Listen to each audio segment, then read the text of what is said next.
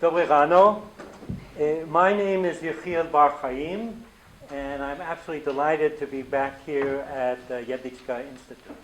Now, my topic is how disabilities are viewed in the Bible. And you might be asking yourself, hey, wait a minute. This is a largely atheistic country. Why is anyone coming to talk to us about something from the Bible? So I want to reassure you, do not be afraid. I have no intention of preaching to you. The reason that I'm talking to you about this subject goes back to my days working in the Tunisian island of Jerba. My field is humanitarian aid, and we were trying to enable mentally impaired Arab, Berber, and one Jewish person to learn some sort of vocational education. So they said to me, we want to have a meeting, we want Christian and Jew and Muslim to all speak about physical and mental disabilities in their religion. And I was the one. Now, to give you an idea of what the Bible sounds like in the original, I will say one sentence in Hebrew, so you'll hear it. Vayivra Elohim et ha'adam b'tzalmo, b'tzelem Elohim bara oto, zachar v'nekeva bara otam. So God created man in his image. In the image of God, he created him. Male and female, he created them. This means that we are all, every one of you and every one of us in front of you, are created, according to this story, in the image of God. I want another verse. After making the entire universe, God saw all that he had made, and behold, it was very good. And there was evening, and there was morning, the sixth day. Which means that the differences between us, in a certain sense, at a certain level, really don't matter. And yet, we're still somewhat troubled. Why do people have physical and mental disabilities if everything is supposed to be good? And this is part of a larger question, why do people suffer? This is a real question, and the Bible gives different kinds of answers to that question.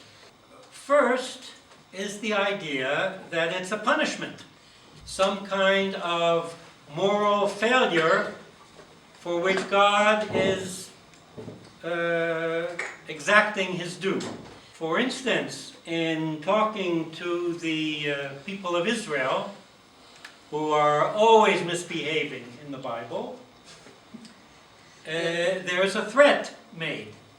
The Lord will smite thee with madness and with blindness and with astonishment of heart, and thou shalt grope at noonday as the blind gropeth in the darkness. But then there are other stories that turn everything around, and the disability is what enables the Creator to accomplish his will. Now here I have to pause for a moment and ask you a question. I know that some of the stories are unknown to you, but who, for example, knows about Abraham and Sarah? 1, 2. Is that yes? Okay, so I have to explain. At the very beginning, there is a man, Abraham, and he is told, leave everything you have and go to a land that I will show you, and I will make of you a great people. And he marries Sarah, or Sarai, and they have no children. And Abraham doesn't go around asking, how am I going to become a great people if I have no children? But still, that's the fact. He's 100 years old and he still doesn't have a child from Sarah. And it's one thing that he's 100, but Sarah is 90 years old. And then there's some guests who come and they say, this time next year you will have a son. And Sarah in the kitchen is laughing. And believe it or not, I mean, that's the way it's written. In 9 months or a year, they have a son, and he's called Yitzchak, which means we'll laugh. It's a joke. So the idea is that the inability to have children, this disability, became the way in which the Creator demonstrated his great powers and also achieved, or began to achieve, his purpose of creating through Abraham a great people. Now, no one wants to be known just by their disability, because each of us have other qualities as well that in some cases are just as important or more important than our disability.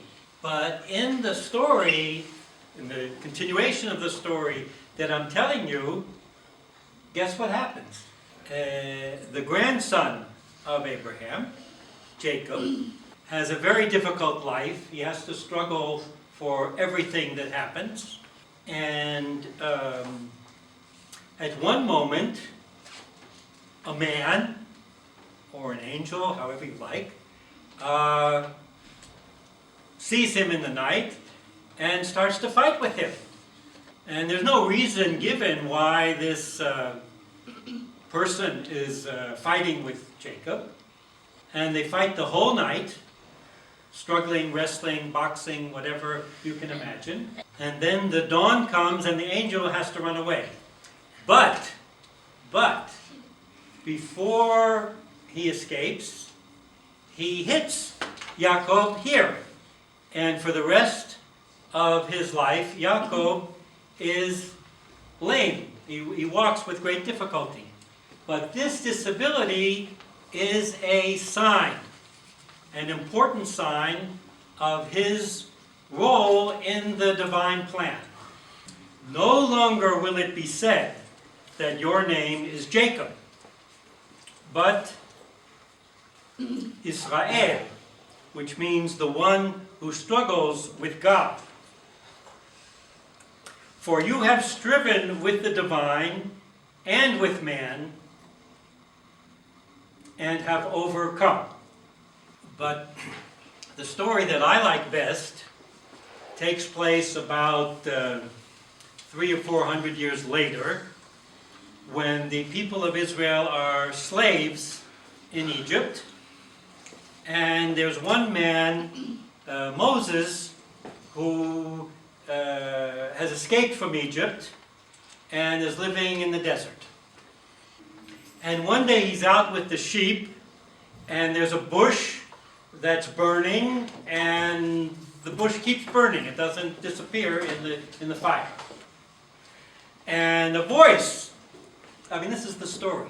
You don't have to believe it. I'm not saying I believe it, but this is the story. Okay, so the voice speaks out of the burning bush and says to Moses, I want you to go back to Egypt and bring my people out as free men. Now, how would you react? Jak byste reagovali? If a voice spoke to you from a burning bush and told you to go up against the mighty king, I think it wouldn't come as a surprise to you that Moses said, more or less in today's language, what are you talking about? I'm living comfortably in the desert. I have a wife, I have a father-in-law. I got out of Egypt, and you want me to go back? He didn't say this, but this is sort of, I want to put you into the spirit of things. And the voice, God, doesn't give up. He says, and he keeps on saying, I'll help you, I'll be with you, you'll succeed, don't be afraid. But Moses is unconvinced, and he says, besides, I'm a stutterer. No one will listen to me. So this really angers God. And he shouts from the bush at Moses, Vayomer Adonai elav, mi sam pe l'adam, o mi asum elem, o cheresh, o pikeach, o iver, halo anochi Adonai. Then God said to him, who makes a mouth for man? And who makes one dumb or deaf or sighted or blind?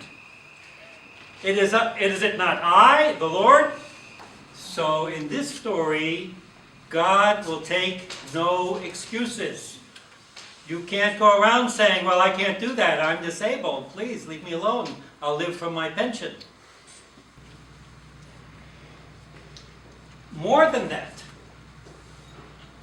the God of Abraham, Isaac, and Jacob says, I will be your protector.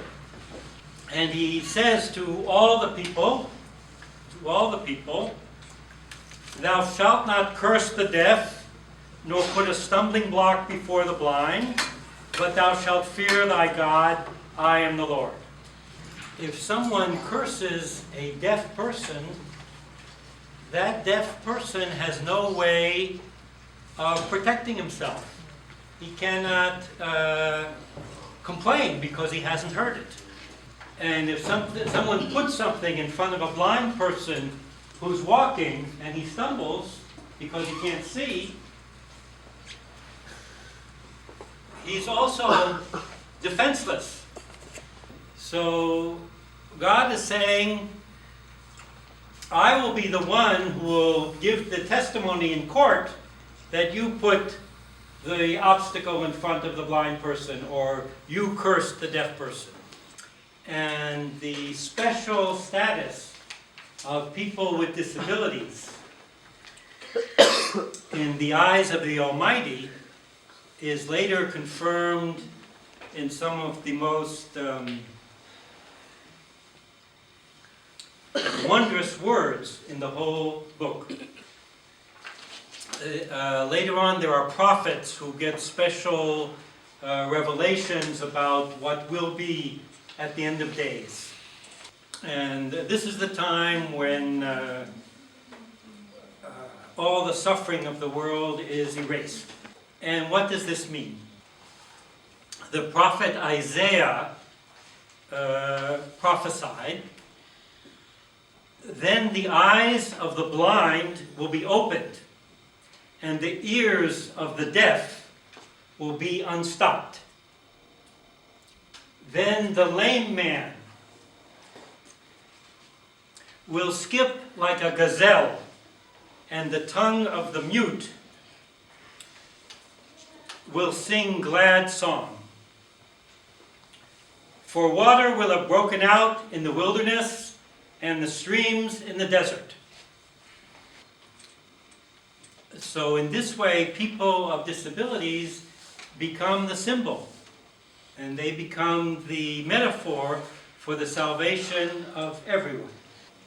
So even if I'm an economist, and I started off looking at ways to give agricultural training to mentally impaired youth in Jerba, you see what has happened. And I'm very pleased and moved to be able to be here this morning with you. Jacob.